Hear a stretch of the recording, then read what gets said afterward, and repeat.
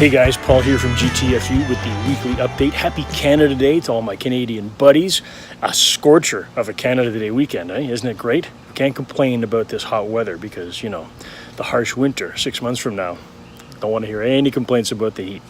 Stay cool, stay in the AC, jump in a pool. Don't go for a run today. Not a good idea. So what's been going on? I want to tell you about my new fat killing routine. So as you probably know, if you've been following the feed, I do one long bike ride every week, and I try and do at least a 5 or 6K run every week. That's going to go up a notch, right? So the bike has evolved. Now the once a week bike is up to 60K. There's a little interlude that I want to tell you about, though. I had an experiment. I did a bike to work day this past week on Friday. So here's some footage of that I want to tell you about. So I look purple because I am purple. Today was my bike to work day. 32K in, 32K back. And I got to say, I was expecting it. It took me shorter to ride in on my bike than it does to drive into work. And that's normal traffic and all that stuff.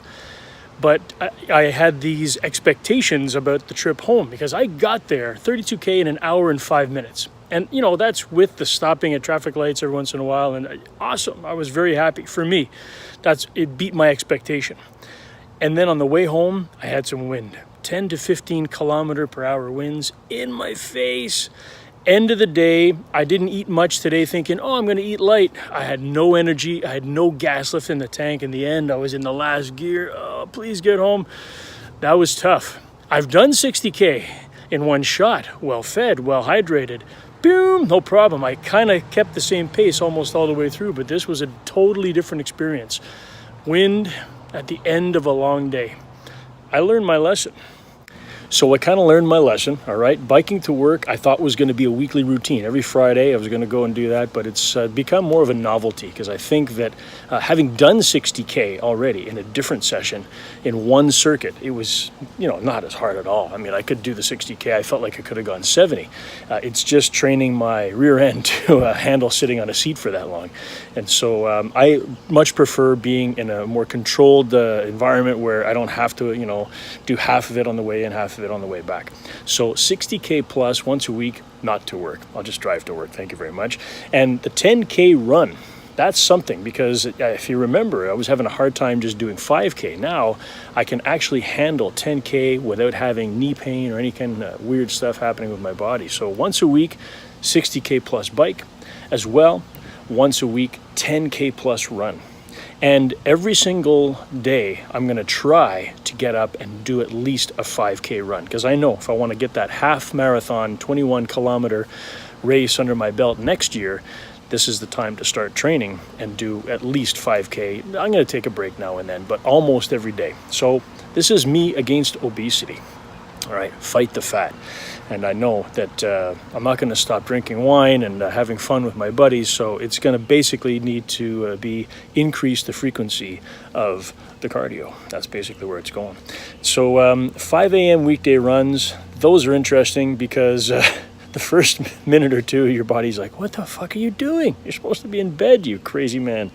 So that's what I want to do. I've conditioned my body to run 10K and bike 60. I'm going to condition it to get up every morning. Get the fuck up.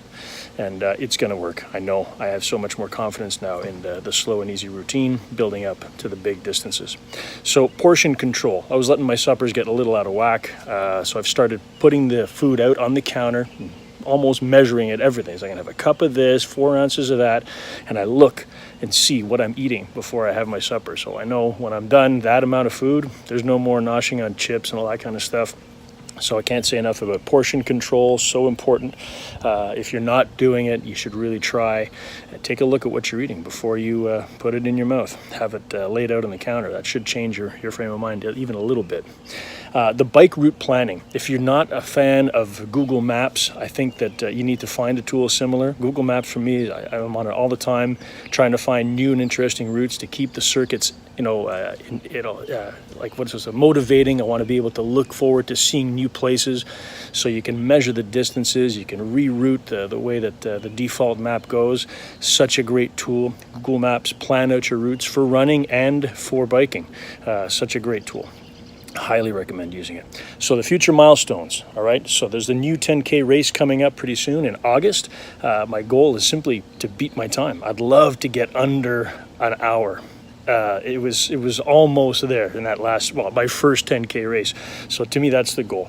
But even if I beat my time by 10 seconds, I will have achieved something very important, okay? And I plan on crushing it.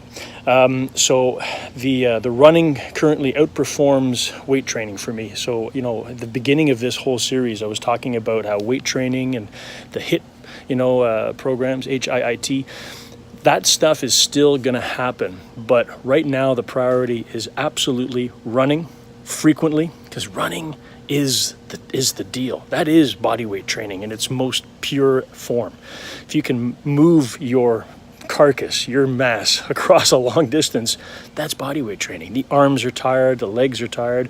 Even if it's walking, that's where it all begins. So I'm basically going to make this a running program with the occasional biking thrown in to surprise the muscles, and that is gonna be the best. Get the fuck up.